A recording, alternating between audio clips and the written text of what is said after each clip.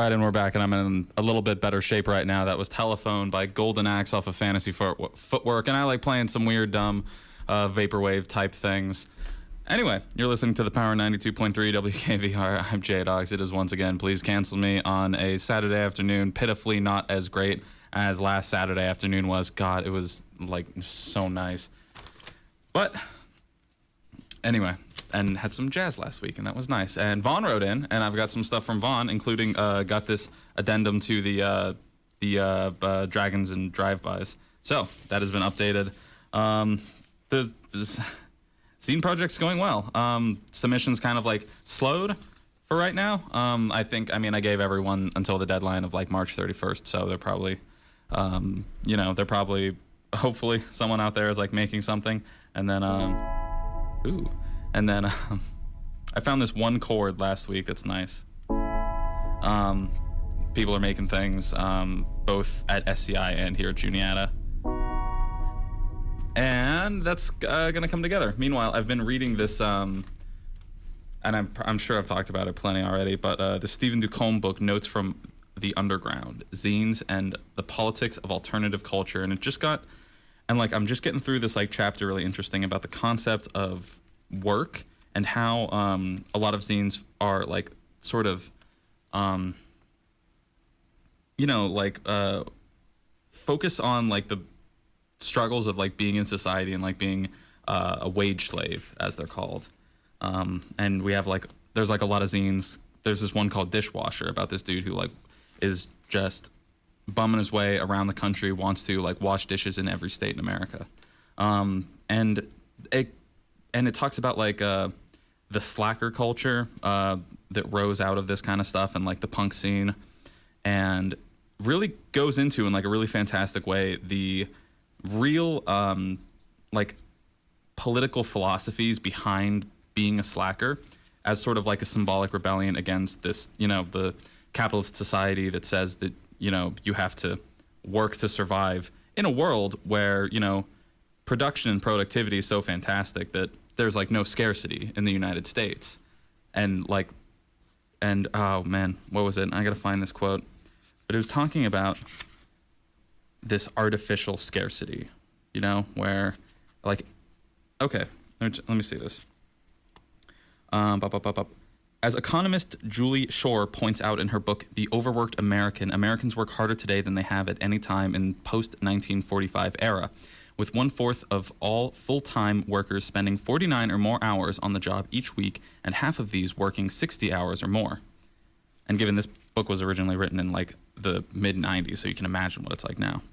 The workload is further compounded for those, often women, who have full-time responsibilities both at work and at home. Ironically, the other labor statistic that has risen in the past half century is worker productivity. The amount a U.S. employee produces in a given time is now double what it was in 1948. This means that as a society, we could live at 1948 standards, with each of us working only 4 hours a day or 6 months a week or every other year. Yet we don't. The efficiency of capitalist production and advanced technology has ended natural scarcity. In other words, the scarcity that exists today is the result not of not enough to go around, but of unequal distribution to what there is already. It's artificial and thus political. It is well within our capacity to provide leisure and material comfort to the population of the USA at least, with very little work expended. In a way, through their personal example, this is what slackers are asking for. And that's coming off of like some more information about how slackers exist only in a way, like in a sort of rebellion to the like relatively cushy consumer society that America is, but that that identity requires America to be the way it is now. So it's really interesting that like I guess, doing that lifestyle is often unconscious, but that is like the idea and the message behind slacker culture, and that's what they go into. Really interesting in this Stephen Ducombe book. I'm going to stop talking. Thank you, everybody. Let's see. I didn't plan anything for this week, and I've got Vaughn's letter here, and I'm going to queue up those songs real quick. But let's do some... Oh, I love Woodkid. Y'all ever heard Woodkid? It's really interesting. One word, like this is his album, The Golden Age, and it's like really sad in a lot of ways and like really somber, but like dramatic. So this is one of my favorite ones off of The Golden Age. This is Conquest of Spaces.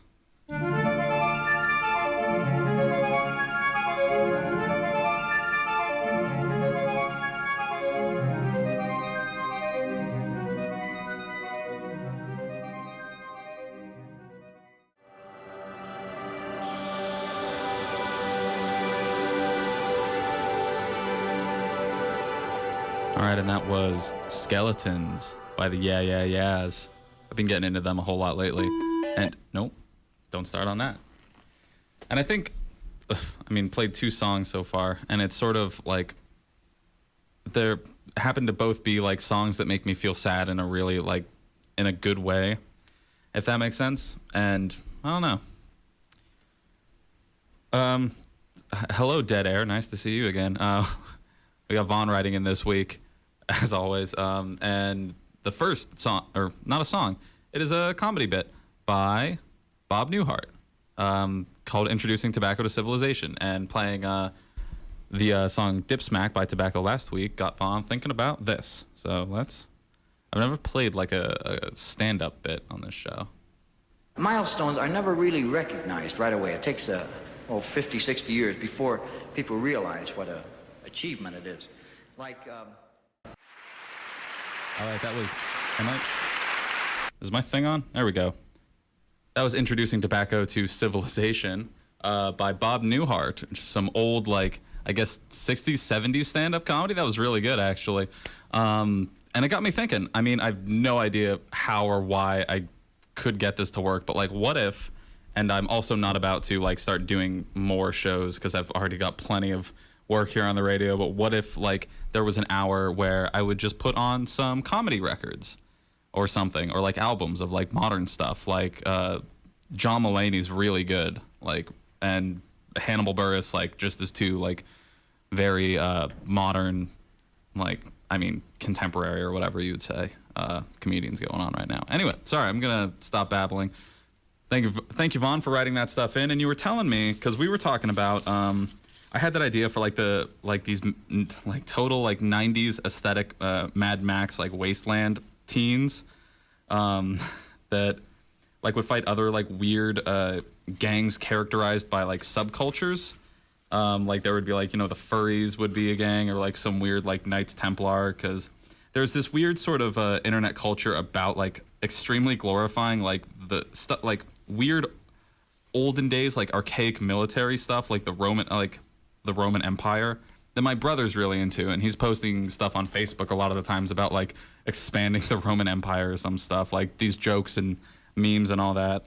And he's playing all these video games where like you play as like the Ottoman Empire or something, and you just like try to take over all of Eurasia with like weird strategies. Anyway, I digress off of that one. And Vaughn, you were talking about having like a similar thing where these gangs were made up of different music genres, like, and their obsessions with them, like, and I can totally imagine the certain aesthetic that goes along with, like, you say pop, country, blues, heavy metal, big band, R&B, classical, like every one of these like different genres has like a certain like tone to it, a certain like aesthetic surrounded it. Like you can totally imagine what a heavy metal themed gang would look like, or like big band would be this like 1920s like swinger noir type stuff, and and a classical music gang, I just imagine a bunch of dudes in a cartoonish like powdered wigs and frilly petticoats and stuff, just looking like olden time French dandies or something, just going around with violins or something. Anyway, but I think that was a really cool idea. And you were talking about you would struggle to figure out where like that fits in the is my microphone up high enough? What the conflict would be for something like that, and like where the plot line would go, where they might fight like, similar gangs of movie fans, like for romance, comedy, gangster noir, sci-fi. I'd love like a sci-fi versus like a horror gang. A horror gang would be probably very scary. Appropriately, but like they're also going to be like actual serial killers. But anyway, like I was trying to figure a similar thing out. Like, what's the plot line? Like, how does that work in a way that introduces like the world, which is the like big, you know, thing, and like these different gangs individually and like why they exist and how they interact.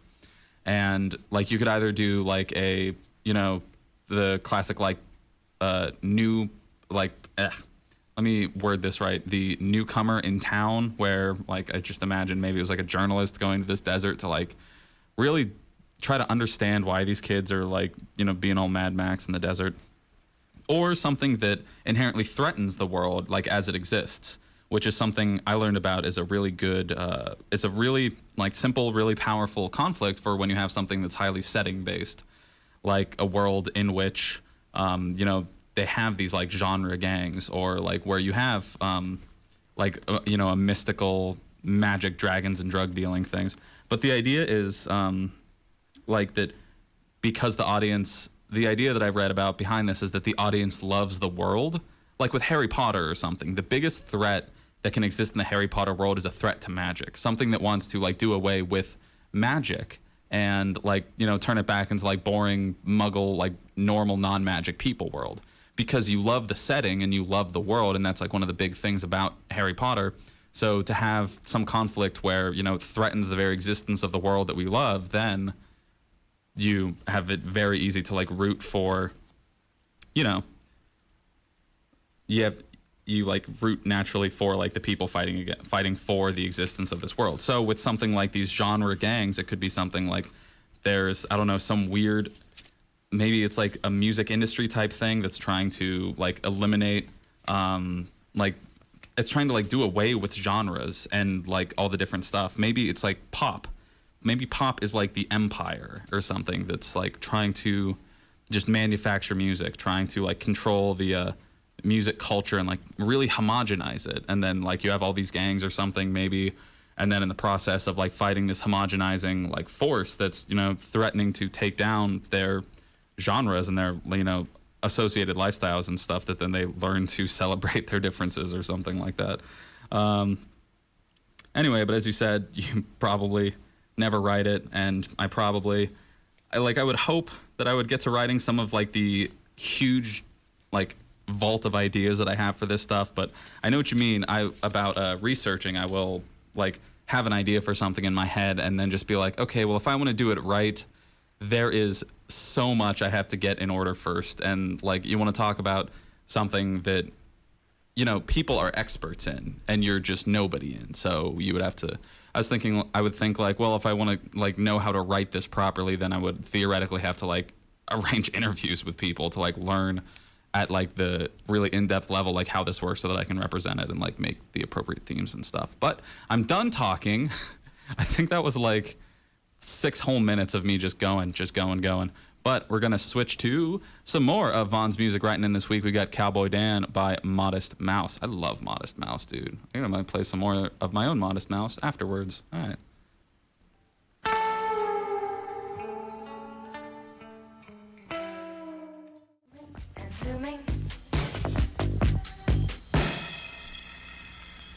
That was Booming and Zooming. Booming and Zooming. Yeah. By the Tom Tom Club, and before that we heard Cowboy Dan by Modest Mouse. Thank you, Vaughn, for writing these in. These are some funky sounds. I'm saving all these. Got some more coming up. I'm having trouble finding the Dysrhythmia song you sent in, and So It Goes. I mean, finding any Dysrhythmia songs is like kind of hard. They seem pretty obscure, but I will figure something out. If not, like we got some other Dysrhythmia tunes we got going in, but mostly like I'm just getting redirected to articles about heart health, so that's pretty weird. Coming up right now, we've got Thala Hun Jinjeet, King Crimson. I think this should be right. King Crimson. Yeah.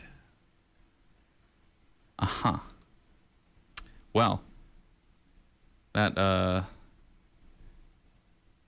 when I was going off, there was like the thing I was going off to get this song said that there was like a copyright claim on the video by, you know, the copyright holder of Thala Hun Jinjeet, and so the audio track has been muted, which for a video that's a song, it's really, really worthless. See about this. Now this is King Crimson, but this is Mate Kudasai. What are we looking for? Thala Hun Jinjeet. Okay, instead, while I look for that, we're going to go to Knife Slits Water by A Certain Ratio. Vaughn, I could not find. I was like Googling around. This was another tough one. Knife Slits Water by Drinking Electricity. I'm not sure if it was Drinking Electricity. I found it on some sort of like the same album as this, which is Knife Slits Water by A Certain Ratio. So, but Drinking Electricity was like another band on that like weird collection. So let's see what this sounds like.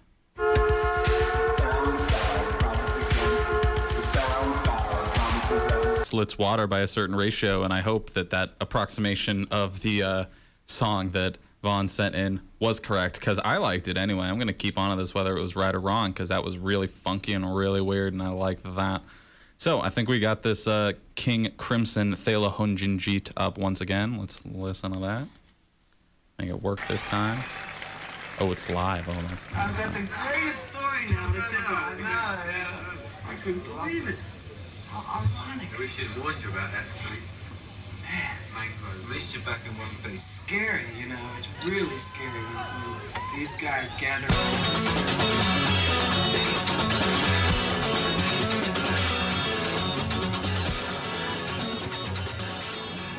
And I hope that was the right one, the correct song that Vaughn was trying to hear this week.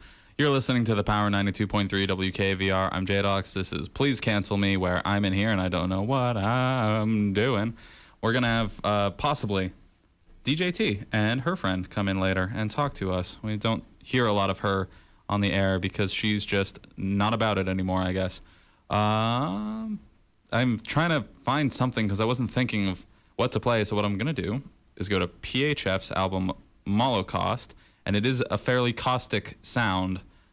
So be warned, maybe keep the volume down a little bit at first. And we are going to start with I Just Want to Be Dumb by PHF off of Holocaust. Yeah. I'm just playing whatever at this point. Well, no, I mean, I care. Like, I like this band. Companies. And I love this album a lot because I developed like a whole narrative around it. Not like in the order, I guess, as you would listen through the whole intro, but like this weird, like deep future outer space thing. Like this hypothetical humans have expanded into space, and like there's this whole process of scouting out new planets, like going down, maybe doing some terraforming, like learning about the biological life and stuff, like setting up communications relays, keep expanding, cataloging the information.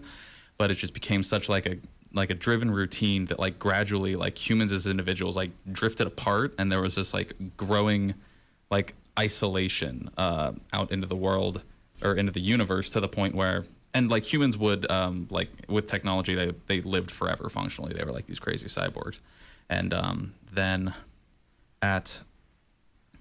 so then they like were out there for like an individual's out in the galaxy like doing some task or something for like millennia and millennia.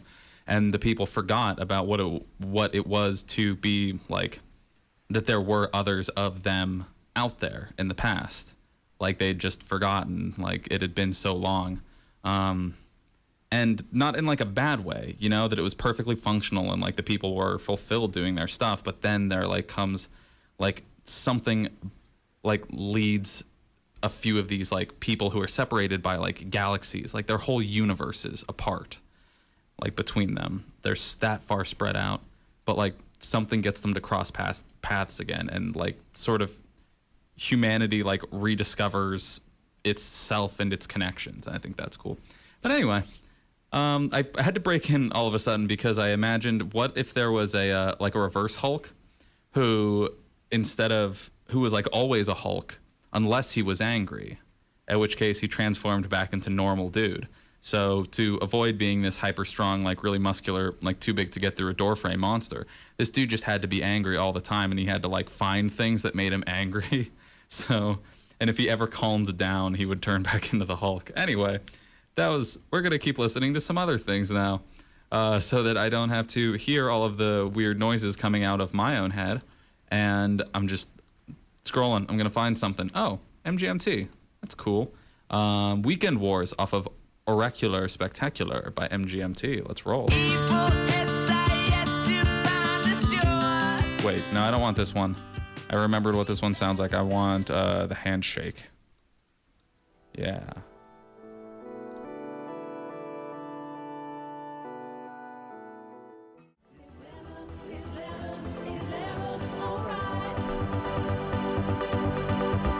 see your angst and raise you more angst. Okay, that was kind of weird. That was Lemon is Lemon by the Real Experts off of The Trade-Off. And I picked that one because I saw it was a radio edit, and I'm like, well, this is the radio, isn't it, I suppose.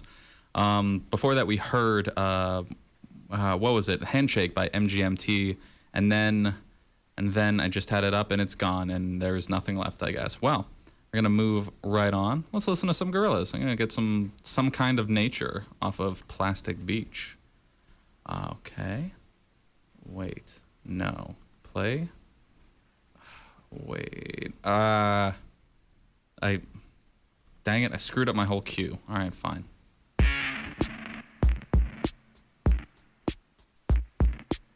Some kind of nature, some kind of soul, some kind of mixture.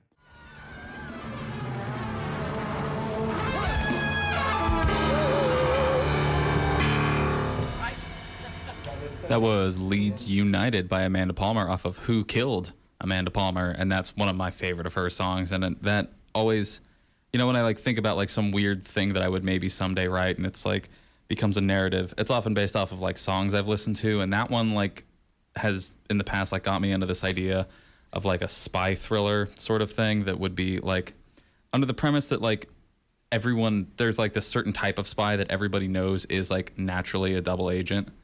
And stop. And oh god, it screwed up my cue again. Anyway, that everyone knows they're like secretly a double agent or something for like either side, but like it's this whole like convoluted game of that the person's working both sides for both like weird factions or whatever, but like they know and like everyone knows that the person's like a double agent spy who's just like a sort of bridge between like the information. It makes sense in my head. Anyway, we're gonna switch. We got Mac DeMarco, Salad Days on right now, so you don't have to keep listening to me. No, T's here.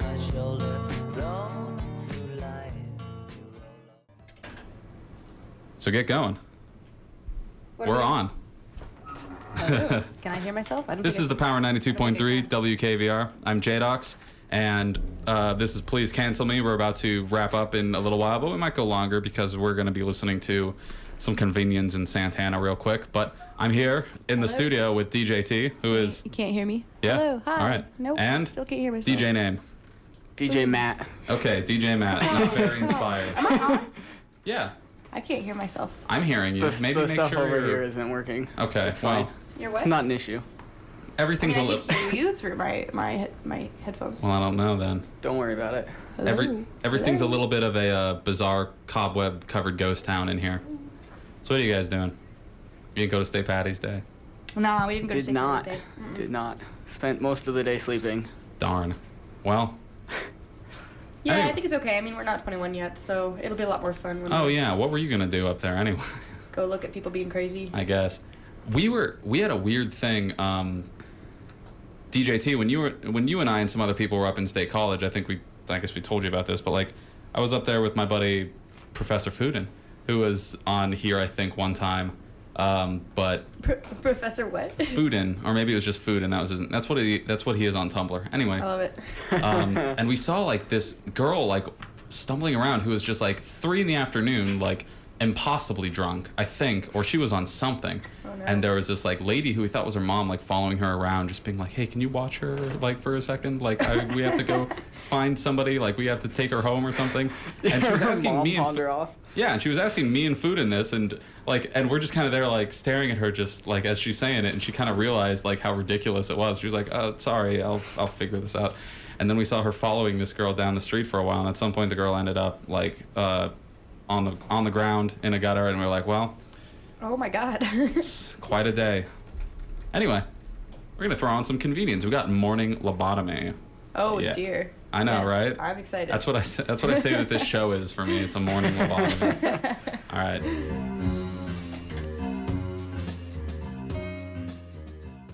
DJ J-Dox, yeah, that's your thing. J-Dox Yeah. is looking up a little Santana for us. Hopefully we're not gonna get some of the regular Ultimate Santana? Just type in Ultimate Santana. It's a good it's a good album. But you can Oh, you want to listen just run the some whole that aren't. album? All right, let's see Well, what we it's can just find. yeah, maybe just hit one that isn't like the top 5 most known Santana songs. I mean, They've got some good stuff. okay, this is like a whole playlist. Wait, hold on. This is wrong. We'll find it. We'll find it. It's going. Ultimate Santana. Oh, Yeah. Okay, well, let's... Are these safe for work? Yes. I don't think there's not safe for work Santana. Yeah. I know, yeah. Well, then that's good. Thanks, props to Santana for that. This one is Into the Night featuring Chad Kroeger. I love it.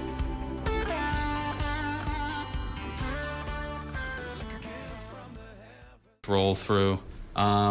Yeah, what we had then before that was Into the Night featuring Chad Kroeger, and we are now talking about Finances. what finances because I'm getting comped like a good bit of money for like paying for subscriptions and some licensing stuff out of my own pocket for the club just because it's easier than going through like the P card whatever. Yeah, the heck. radio club. Yep. Yeah, it's just easy for me to pay it myself and then get comped. And then it led to like I was sort of like prepared to just eat it or something, I guess, because like I got my rich parents and they pay for my stuff. So like I saying like I don't like or like I just value money in a different way where like I'm not like I would be okay just like eating it for the club. But like at the same time, I understand like that's like what the club budgets like are there for, and that it was like money that get comp. But then we were talking about like okay, how are we segueing that into? I mean, so you guys were talking about my 2 little white rich boyfriends here. We're talking about how they think of money in a different way than I do because I'm poor. So and I was talking about how like I do my own taxes. Last time I was talking about DJ what's your name? Matt. DJ Matt. Okay. Yeah. I've never been creative about it. I mean, yeah. Okay, so Okay, well you can't just whisper on air. That's yeah, okay. So we were talking about this last night is that there should be more financial support for people, right? More access to classes to financially support people, teach people about finances, make people more aware of what they need to do for their own taxes, how they balance a checkbook, how to get a credit card and it be useful. Like just more financial advice, more financial classes, stuff like that. And yeah, that ought to be like a mandatory thing in high school. I didn't learn anything. That's what I don't know thought. how taxes and work. Matt over here, he's telling me, let me tell you, no. So like he's over here telling me that's ridiculous. People can just Google it, and I'm just like, what?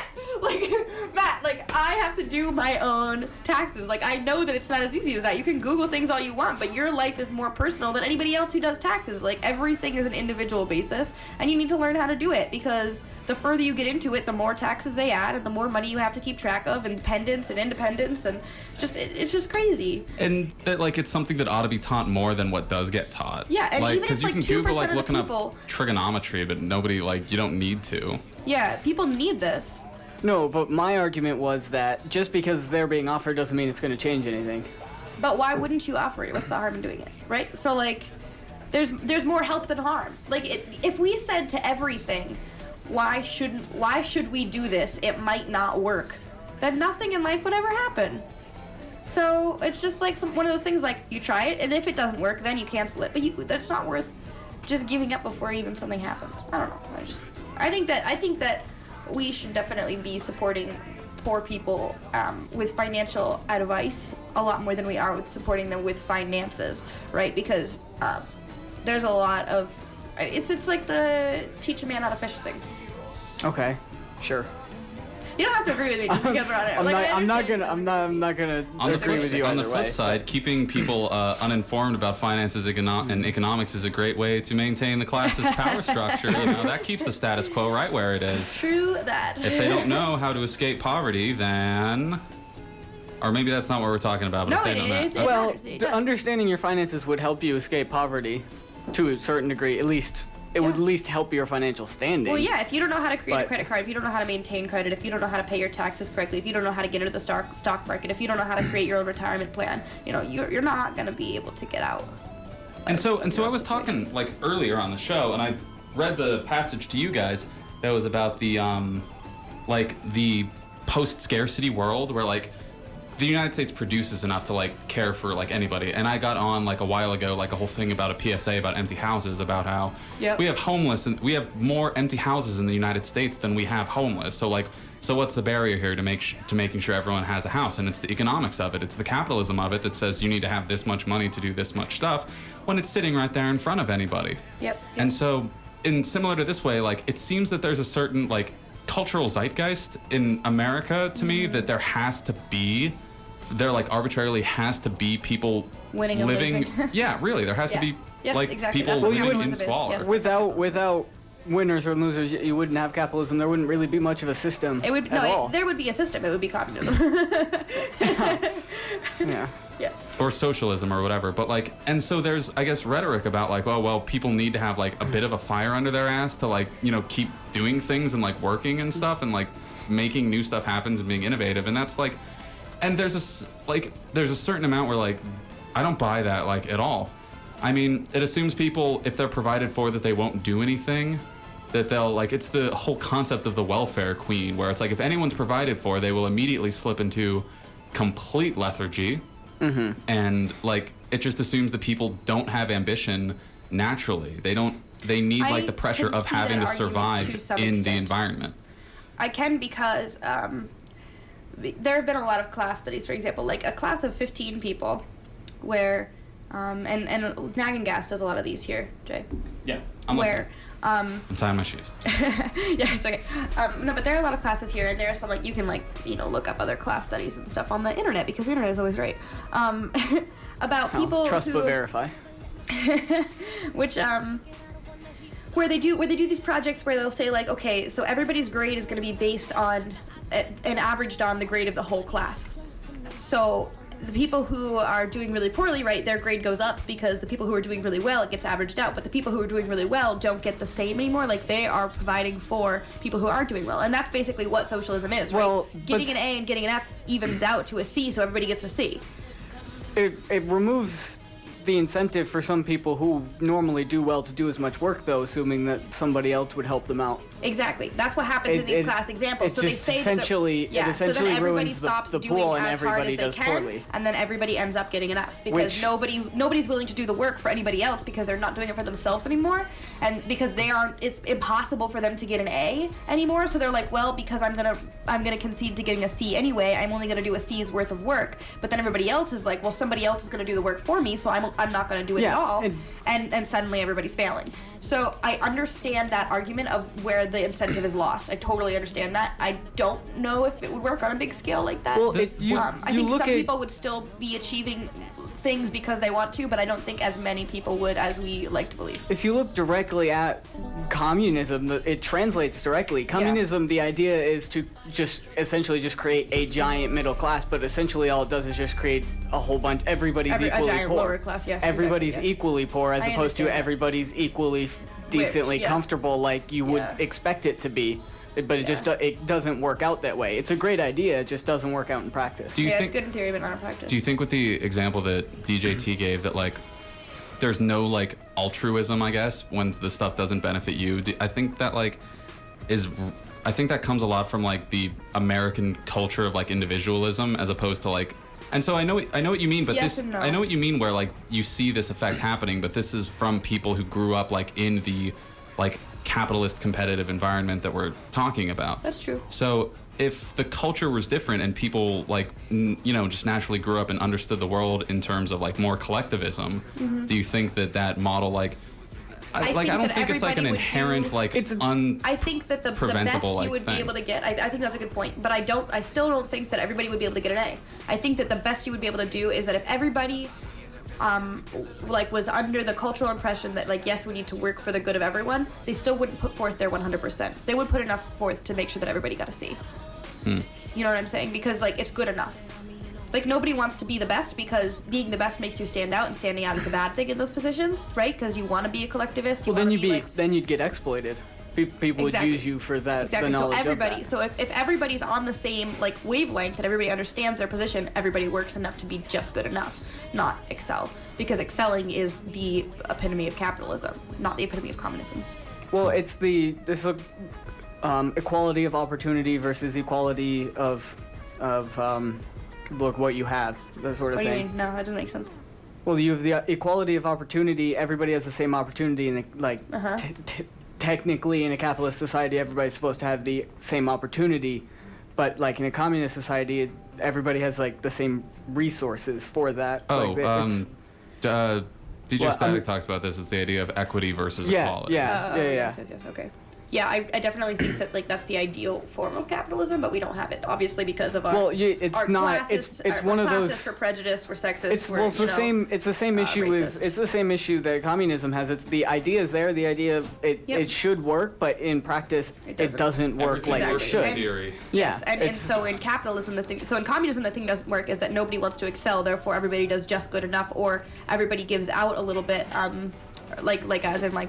gives into the system a little bit, and so everybody gets C's, maybe even C minuses, maybe even D's, Yeah. you know, and then everybody's starting to fail a little bit, but they're still getting by, and so everybody's like, okay, well, we're still maintaining everyone, therefore it's fine.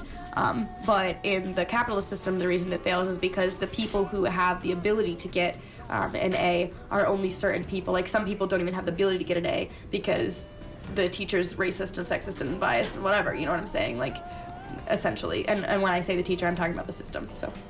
Just like- Well, the system or the teacher. Sometimes it literally is the teacher. Yeah, themselves. But that's form of an analogy, you know. All right, I think we're going to shut it down for today. Thank you, everybody, for listening to the Power 92.3 WKVR.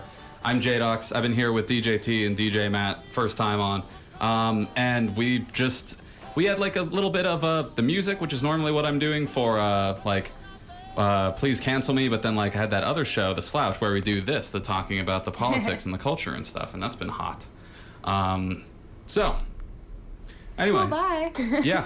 Have a good one. If you want to send in anything, like something for the zine, Yes, some writing or do art, it. I mean, I really need to dig myself deeper into that hole. I'm not swamped enough yet. You can send that to Juniata College, Box 726, 1700 Moore Street, Huntington, PA 16652, care of JDocs or Please Cancel Me or whatever the heck you got. Looking forward to hearing from Vaughn next week with some more things. Anyway, just be good out there, overthrow the power structures, and cancel me, please.